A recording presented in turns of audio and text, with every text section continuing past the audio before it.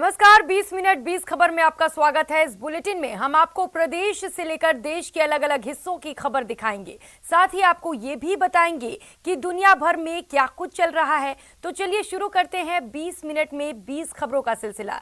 सबसे पहले खबर अपने प्रदेश राजस्थान की। विधायक ओम प्रकाश हुडला अपने कार्यों को लेकर हमेशा चर्चाओं में रहते हैं और इस बार उनकी चर्चा उनकी ओर से कोरोना के दौरान किए गए कार्यों को लेकर हो रही है। दौसा जिले के महुआ विधानसभा सीट से निर्दलीय विधायक ओम प्रकाश हुडला को डॉक्टरेट की मानद उपाधि प्रदान की गई है। डॉक्टरेट की ये मानद उपाधि गोवा के किंगडम ऑफ टोंगा में स्थित कॉमनवेल्थ वोकेशनल यूनिवर्सिटी की ओर से दी गई है। ओम प्रकाश हुडला की लगातार जनसेवा और कोविड-19 के दौरान मानव हित के लिए महुआ विधानसभा क्षेत्र में किए गए कार्यों के लिए मानव सेवा के क्षेत्र में पीएचडी की डिग्री दी गई है। वोकेशनल यूनिवर्सिटी के द्वारा हमें डॉक्टरेट की जो उपाधि दी है उसको मैं हमारे विधानसभा क्षेत्र के सर्व समाज के लोगों के चरणों में समर्पित करता हूं और इसका श्रेय उन्हीं सारी जाति बिरादरी के लोगों को देना चाहता हूं जिन्होंने विधानसभा में चुनकर मुझे दो बार भेजा। आपको बता दें, कोरोना काल के दौरान हुडला को फोन घुमाओ, घर बैठे दवा और भोजन पाओ मुहिम की खूब चर्चा हुई थी। उन्होंने फ्री में खाने से लेकर गरीब मजदूरों और जरूरतमंदों को जिस तरह से दवा और दूसरी जरूरी चीजें दी वो काबिले तारीफ है और उसी की वजह से उन्हें ये सम्मान मिला है। स्वामी विवेकानंद से जुड़ी चीजों से कौन रूबरू नहीं होना चाहेगा। झुंझुनू में खेतड़ी के म्यूजियम में स्वामी विवेकानंद की कई यादें और उनसे जुड़े तथ्य मौजूद हैं। उन्हीं की जानकारी लेने के लिए बीजेपी प्रदेश कार्य समिति सदस्य डॉक्टर शालिनी तोमर गरसा खेतड़ी पहुंची थीं। यहां उन्होंने स्वामी विवेकानंद से जुड़ी चीजों के साथ साथ राजा अजीत सिंह से जुड़े तथ्यों की भी जानकारी हासिल की। आपको बता दें, स्वामी विवेकानंद अपने जीवन काल में 3 बार खेतड़ी आए थे। खेतड़ी को स्वामी विवेकानंद अपना दूसरा घर और यहाँ के राजा अजीत सिंह को अपना परम मित्र मानते थे। यहाँ आने पर बीजेपी प्रदेश कार्य समिति के सदस्य डॉक्टर शालिनी तोमर गरसा का खास अभिनंदन भी किया गया। आज मुझे ये परम सौभाग्य प्राप्त हुआ है कि मैं वीरों की धरती झुंझुनू में और स्वामी विवेकानंद जी की धरती खेतड़ी में आज मेरा आना हुआ। मैं अपने आप को बहुत ही गौरवान्वित महसूस करती हूँ। धौलपुर से चौंकाने वाली कुछ तस्वीरें सामने आई। वहां रिहायशी इलाके में घुसे एक अजगर को पकड़ने में वन विभाग की टीम का पसीना निकल गया। बताया गया कि वो अजगर 12 फीट लंबा था, जिसे पकड़ने में वन विभाग की टीम के पसीने छूट गए। इस अजगर को पकड़ने के दौरान वहां इलाके के कई लोग जुट गए। उनमें अफरा तफरी मच गई, लेकिन वन विभाग की टीम अपने काम में जुटी रही। उन्होंने डंडे और कुछ दूसरे औजारों की मदद से उस अजगर को पकड़ लिया।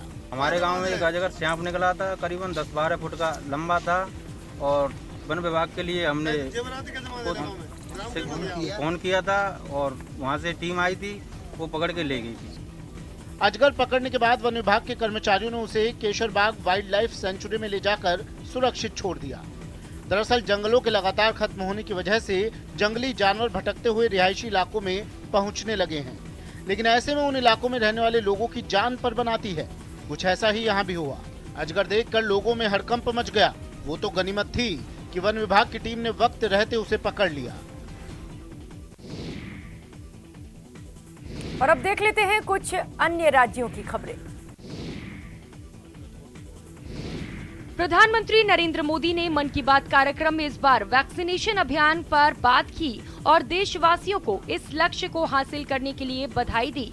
मन की बात कार्यक्रम में पीएम मोदी ने कहा कि 100 करोड़ वैक्सीन डोज के बाद देश नए उत्साह, नई ऊर्जा से आगे बढ़ रहा है। हमारे वैक्सीन कार्यक्रम की सफलता भारत के सामर्थ्य को दिखाती है।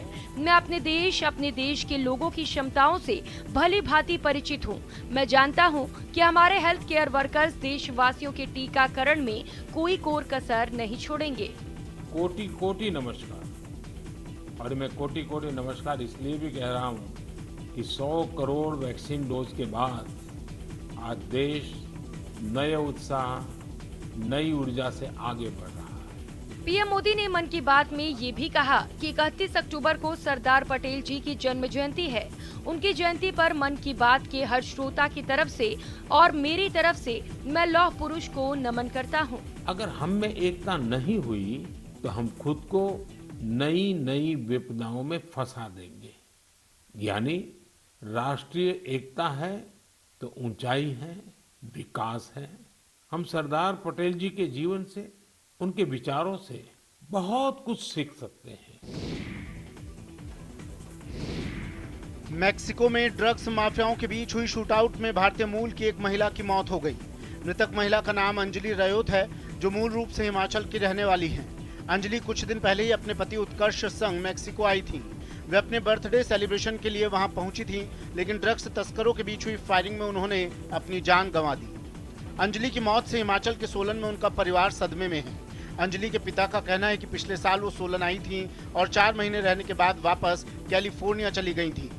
22 अक्टूबर को अंजलि अपने पति के साथ ही थी और मैक्सिको में डिनर करने गई थी, लेकिन जैसे ही अंजलि ने एक स्टोर से आइसक्रीम खरीदी, वहां पर गोलीबारी शुरू हो गई। उस गोलीबारी में एक जर्मन महिला के साथ अंजलि की भी मौत हो गई। अंजलि के पति उत्कर्ष ने इस घटना के बारे में अंजलि के भाई को जानकारी दी, जिसने फिर हिमाचल में अपने परिवार को इस घटना की जानकारी दी। अंजलि एक ब्लॉगर होने के साथ साथ लिंक्डइन कंपनी में काम कर रही थी। इससे पहले वो कई सालों तक याहू में काम कर रही थी। छत्तीसगढ़ के कोरबा से हैरान करने वाली तस्वीरें सामने आई हैं। वहां पुलिस के रवैये से नाराज कुछ लोगों ने जमकर हंगामा किया। बताया गया है कि इसकी शुरुआत तब हुई जब एक पुलिस वाले ने सब्जी बेचने वालों के साथ गाली गलौज की। पुलिस के इस रवैये से लोगों का गुस्सा भड़क गया और उन्होंने उस पुलिस वाले को चारों तरफ से घेर लिया। आरोप है कि वो अपनी वर्दी का रौब दिखाने की कोशिश करने लगा, जिस पर बात और बिगड़ गई। हालांकि जब उसने लोगों के तेवर देखे तो वो उनसे माफी मांगने में जुट गया।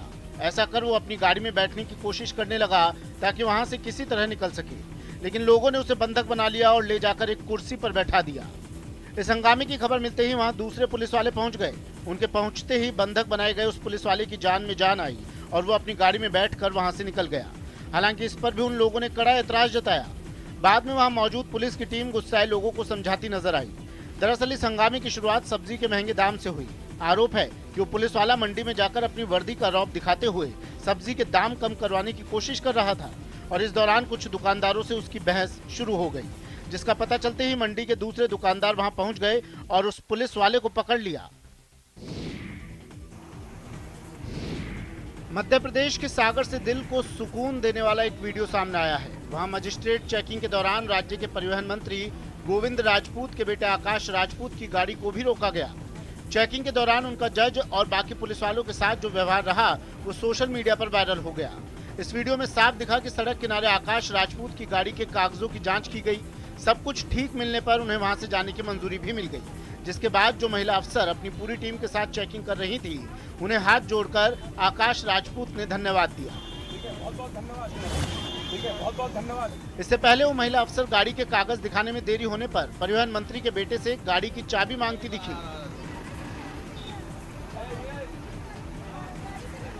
दरअसल एक दिन पहले शहर के अलग अलग हिस्सों में गाड़ियों को रोककर उनके दस्तावेजों की जांच की जा रही थी। इसी कार्रवाई के दौरान एक जगह आकाश राजपूत को भी रोका गया, जिसमें उन्होंने उस टीम का पूरा सहयोग किया। मजिस्ट्रेट चेकिंग के दौरान बाकी सभी लोगों की तरह आकाश राजपूत को भी रोका गया। उनकी गाड़ी के दस्तावेजों की जांच की गई, लेकिन जो व्यवहार इस दौरान आकाश राजपूत का रहा, उसकी सोशल मीडिया पर खूब तारीफ हो रही है। ठीक है, बहुत बहुत धन्यवाद। जब उत्सव आजादी के अमृत महोत्सव का हो तो फिर जगह जेल ही क्यों ना हो, माहौल यूं ही खुशनुमा हो जाता है।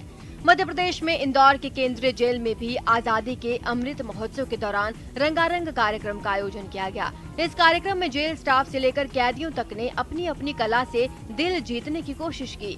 जेल में आयोजित इस कार्यक्रम की सबसे खास बात ये रही कि राज्यपाल मंगू भाई पटेल भी इस कार्यक्रम में शामिल होने जेल पहुंचे थे। यहाँ उन्होंने जेल में रह रहे बंदियों को संबोधित किया। समय, परिस्थिति और मनोवृत्ति के कारण जो लोग 4 दीवार के भीतर रह रहे हैं, उनके लिए यह बंदी अवस्था आत्मचिंतन और आत्मविश्लेषण का अवसर है। इस मौके पर राज्यपाल ने जेल परिसर में बंदियों की ओर से बनाए गए कान्हा विक्रय केंद्र का भी जायजा लिया। साथ ही वो ई-रिक्शा में बैठकर संपूर्ण जेल परिसर का भ्रमण करते नजर आए। राज्यपाल पटेल ने जेल परिसर में वृक्षारोपण भी किया।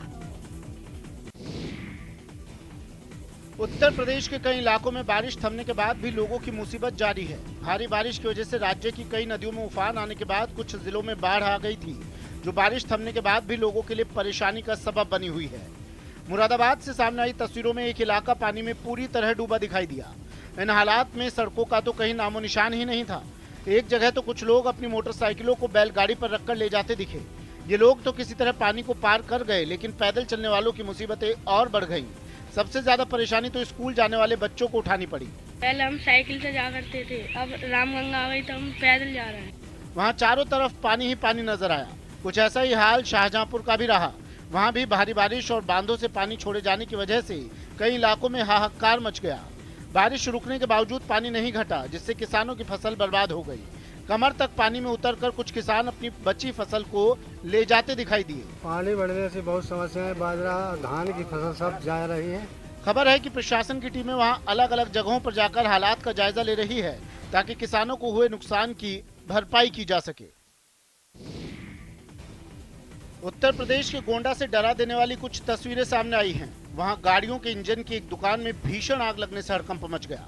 हालांकि आग कैसे लगी इसका पता नहीं चल पाया है, लेकिन उस दुकान से उठ रही आग की ऊंची ऊंची लपटों को देखकर एक पल के लिए लोग डर गए। सामने आई तस्वीरों में उस दुकान का ऐसा कोई कोना नहीं दिखा जहां से आग ना निकल रही हो, जिसे आग ने अपनी जद में लेने से छोड़ दिया हो। वहां से जो तस्वीरें सामने आई उनमें लपटों के साथ उठ रहा धुआं इलाके में फैलता नजर आया। इस आग को देखकर काफी लोग वहां इकट्ठा हो गए। फायर ब्रिगेड को इसकी जानकारी दी गई, लेकिन आरोप है कि वो वक्त पर नहीं पहुंची, जिसके बाद उस दुकान का मालिक खुद आग बुझाने में जुट गया। कुछ देर की मेहनत के बाद उसने आग को बुझा भी लिया। खास बात यह कि इंजन की इस दुकान में ऐसा काफी सामान था जिससे आग फैलती चली गई। दावा है कि इस घटना में दुकान मालिक का लाखों का नुकसान हुआ, क्योंकि वहां रखा ज्यादातर सामान जलकर राख हो गया। दुकान मालिक की परेशानी तब बढ़ गई जब फायर ब्रिगेड की लेट लतीफी की वजह से उसे खुद ही इस काम में जुटना पड़ा। हरिद्वार की गुरुकुल कांगड़ी यूनिवर्सिटी की ओर से जैविक खाद तैयार करने के लिए एक खास तरह की बायो कंपोस्ट यूनिट तैयार की गई है। इस यूनिट में यूनिवर्सिटी से निकलने वाले कूड़े से जैविक खाद तैयार किया जा रहा है। वर्मी कंपोस्ट तकनीक से तैयार ये जैविक खाद न सिर्फ जमीन की उर्वरा शक्ति बढ़ाती है, बल्कि इससे फसल भी अधिक पौष्टिक होती है।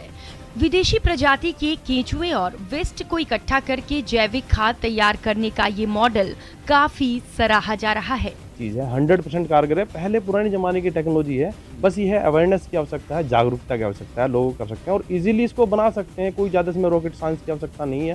केमिकल से बने फर्टिलाइजर के नुकसान के चलते लोग जैविक कृषि के प्रति जागरूक हो रहे हैं। इसीलिए अब कई युवा भी इस तकनीक के सहारे व्यवसाय करना चाहते हैं। इसीलिए कई स्टूडेंट भी वर्मी कंपोस्ट विषय पर यूनिवर्सिटी में शोध कर रहे हैं। उनका मानना है कि भविष्य में ये स्वरोजगार का एक अच्छा साधन बनेगा। 2013 की आपदा ने केदारनाथ में भारी तबाही मचाई थी और उस दौरान आदि गुरु शंकराचार्य की प्राचीन समाधि भी पूरी तरह बह गई थी, जिसके बाद आदि गुरु शंकराचार्य की भव्य समाधि का पुनर्निर्माण कार्य चल रहा है, जिसके इस महीने के अंत तक पूरा हो जाने की भी उम्मीद जताई जा रही है। 8वीं शताब्दी में हिंदू धर्म पुनर्स्थापित करने वाले भारत के महान दार्शनिक और धर्म प्रवर्तक आदि गुरु शंकराचार्य ने पूरे भारत को एक सूत्र में पिरोकर 4 धाम यात्रा की शुरुआत की थी। शंकराचार्य ने विशेष दुनिया को हिंदू धर्म के 4 धामों और केदारनाथ से रूबरू करवाया। केदारनाथ से आदि गुरु शंकराचार्य का गहरा रिश्ता रहा है।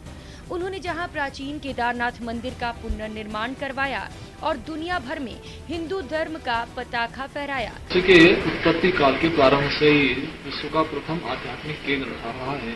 तो इतना प्राचीन होने के कारण शिव ने इसी धाम को अपने अवतरण के लिए चुना। पीएम मोदी ने शंकराचार्य समाधि स्थल को अपने ड्रीम प्रोजेक्ट में शामिल किया, जिसके बाद यहां काम तेजी से हो रहा है।